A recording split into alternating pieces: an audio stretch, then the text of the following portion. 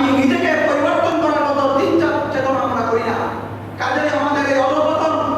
কিন্তু আমরা যদি এই জায়গা থেকে যদি পরিবর্তন না হয়ে ভালো পথের দিকে অগ্রসর না হইতে পারি, তাহলে এর থেকেও বেশি অপমানিত, লাঞ্ছিত হতে হবে। তার কারণ অর্ধজাহানের বাদশাহ রাসূল সাল্লাল্লাহু আলাইহি ওয়াসাল্লামের খলিফা ওমর রাদিয়াল্লাহু তাআলা আনহু, তিনি তার ভিতরে যতটা আল্লাহ তাআলার ভয় ছিল, খোদা ভীরুতা ছিল, হয়তো অতটা খোদা ভীরুতা আমাদের ভিতরে নাই, কিন্তু তারপরেও যতটা থাকার প্রয়োজন তাও নাই। যদি থাকতো তাহলে আজকে আমাদের এই অবস্থা দুরবস্থা হইতে পারত না। আমরা এমন ব্যক্তি, এমন পরিবার, এমন সমাজের ভিতরে বাস করি যে এই সমাজে সন্তান তার বাবার গায়ে হাত ধরে। আমরা এমন সমাজের ভিতরে বাস করি যেখানে ছোট ছোট বাচ্চারা মুরব্বিদেরকে অপমান করে, যেখানে ছোটরা বড়দের কথা শোনে না, যেখানে মুরব্বিদের কথা কোনো বাস্তবায়ন নাই। কিন্তু এর কারণ হলো মুরব্বিদেরই ভুল। সেই তার লেনদেন ঠিক নাই, তার আদর্শ ঠিক নাই। ছোটবেলা থেকে একটা বাচ্চাকে যে আদর্শ করে বড় করা উচিত ছিল, সেই আদর্শে সে বড় করতে পারে নাই।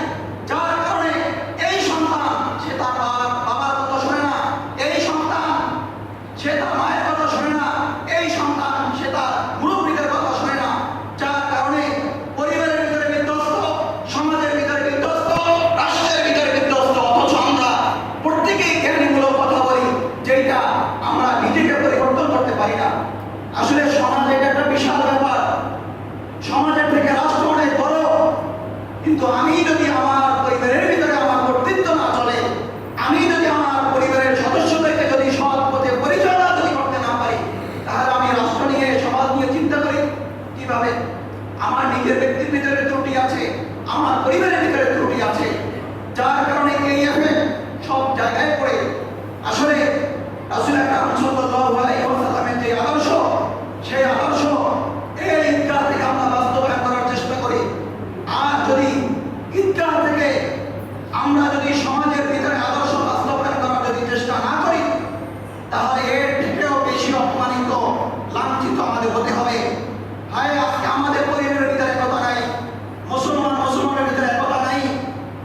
আমরা নেক কাজ করি, নেক কাজ করার ভিতরে আমাদের অপরের মাঝে কোনো একতা নাই। কিন্তু ইহুদি খ্রিস্টান তারা আমাদেরকে ধ্বংস করার জন্য, আমাদের আমল আখলাক ঈমান আকীদা ধ্বংস করার জন্য যতটা গুনাহের ছয়লা আমাদের সামনে উপস্থিত করেছে, তারা তাদের শয়তানি কার্যক্রম পরিচালনা করার জন্য তাদের মাঝে একতা আছে। কিন্তু আমরা সৎ পথে থাকার ভিতরে আমাদের মাঝে একতা নাই। আমরা মুসলমান হয়ে অন্য মুসলমানের ইজ্জত নষ্ট করি, আমরা এক মুসলমান হয়ে অপর মুসলমানের উপর আঘাত করি, আমরা এক মুসলমান হয়ে অপর মুসলমানের সমালোচনা করি, আমরা এক মুসলমান হয়ে অপর মুসলমানকে গালিগালাজ করি, আমরা এক মুসলমান হয়ে অপর মুসলমানকে আমরা সহ্য করতে পারি না। কিন্তু আমাদের ভিতরে একতা নাই।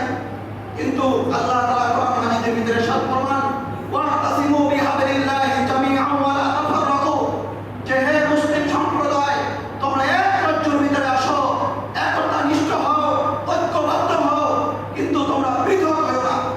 কিন্তু দেখা যায় যে আমরা মুসলমান, আমাদের মাঝে একতা নাই, কিন্তু ইহুদি খ্রিস্টানদের মাঝে একতা আছে যে মুসলমানকে কিভাবে ধ্বংস করা যায়, মুসলমানের আখলাককে কিভাবে ধ্বংস করা যায়, মুসলমানদের নৈতিকতা কিভাবে ধ্বংস করা যায়।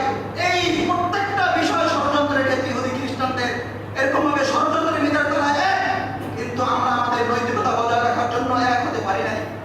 সম্মানিত উপস্থিতি, আজকে আমার কথা হয়তো অনেকের কষ্ট লাগতেও পারে, হয়তো তাদেরকে রিসিভ করা কষ্ট হইতে পারে, কিন্তু এটাই বাস্তব কথা। আমরা যতটা ভালো সমাজ চাই, ভালো পরিবার চাই, ইসলামের বিধান ছাড়া অন্য কোনো বিধান নাই যে বিধানে পরিবারের ভিতরে শান্তি, ব্যক্তি পর্যায়ে শান্তি, সমাজের ভিতরে শান্তি, রাষ্ট্রের ভিতরে শান্তি আসবে। ইসলাম ছাড়া অন্য কোনো ধর্মের ভিতরে নাই।